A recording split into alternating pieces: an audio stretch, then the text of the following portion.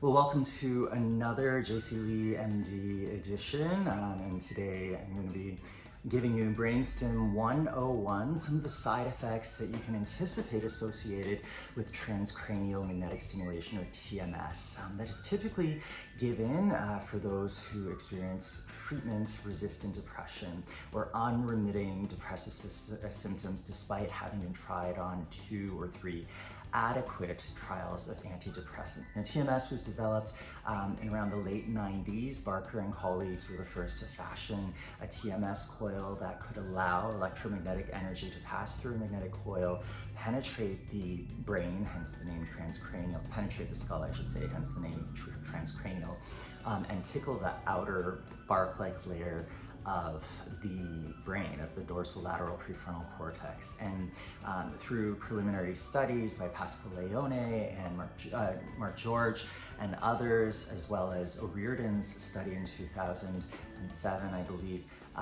the road was paved for the FDA to clear TMS for the clinical treatment of depression. Now, if you are, sort of on the verge of considering TMS as a treatment, I'm a big believer. I would say, as far as side effects are concerned, a lot of people get concerned about TMS being similar to ECT. TMS is absolutely not the same as electroconvulsive therapy or ECT. You're fully awake when you are getting your treatment. There are no needles, there's no anesthesia, there's no sort of pre or post intervention monitoring by a nurse.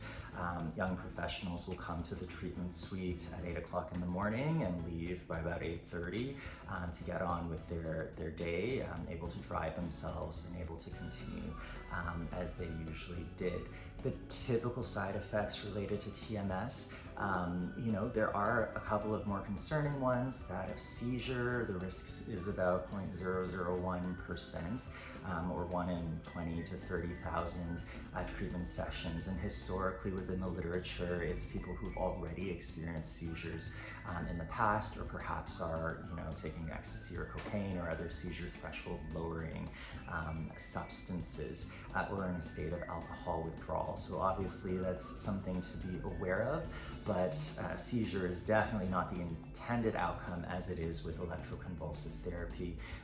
It is a very marginal and unlikely side effect that usually subsides once you turn the stimulator off, in 99.9% of the time. The more common garden variety side effects that people tend to experience with TMS are a little bit of a kind of clicking sound as the stimulator or the magnetic coil is going. Sometimes it'll make, depending on the stimulation pattern, a more buzzing sound, like zzz, zzz, zzz, zzz.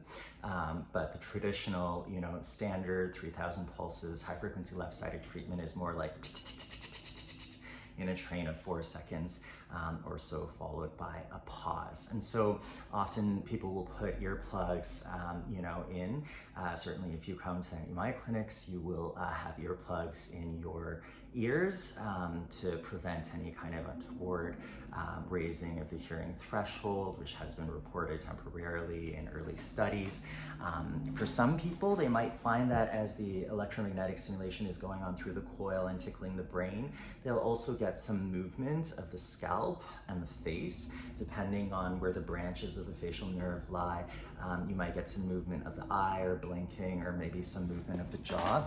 That is only ever while you're experiencing the stimulation for treatment alone. You will not leave the treatment suite with a tic, a motor tic or otherwise, and it's just because we're catching some of the branches of the facial nerve or other cranial nerves, and so you'll experience that kind of movement.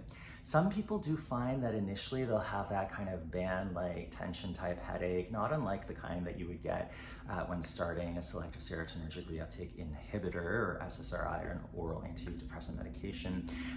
In that case, really it's about waiting it out. Typically they're very mild, just sort of that vice-like kind of sensation. They subside with time, but Tylenol is definitely your friend if you are, really not having it. And in some cases, we might even pre-treat people who come to the treatment suite if they're recurrent headaches. But I would say in 99% of the cases, by the end of the first week, your body is just adjusted to it. People don't really feel it at all. Some people do find that they have some changes in their energy, either up or down after the first treatments or so. Whatever the case, in the long run, by weeks 2, 3, 4, 5, etc., we often see energy pick up. But at least in the initial kinds of treatments, depending on your treatment type, depending on your treatment site, you might find that you're a bit more drowsified after your treatment, and conversely, for some people, they find that they're a bit more buzzed or caffeinated. So whatever the initial outcome, just like with antidepressant medications, typically as time goes on, the fog kind of lifts, and that's when you get more and more energy. What I think is really awesome about TMS, despite its encumbrance or the major side effect of having to come every day without fail, 5 days a week for 6 weeks for your treatment, is that this is not a systemic kind of treatment. In fact, the area that we're treating is sort of like a 2 centimeter by 2 centimeter area in your dorsolateral prefrontal cortex. So it's a targeted treatment, unlike antidepressant medications, where we're going to engage, serotonergic receptors or monoamine neurotransmitter receptors all over the body, potentially, leading to things like sexual side effects, and other kinds of changes in the gut that lead to nausea, etc.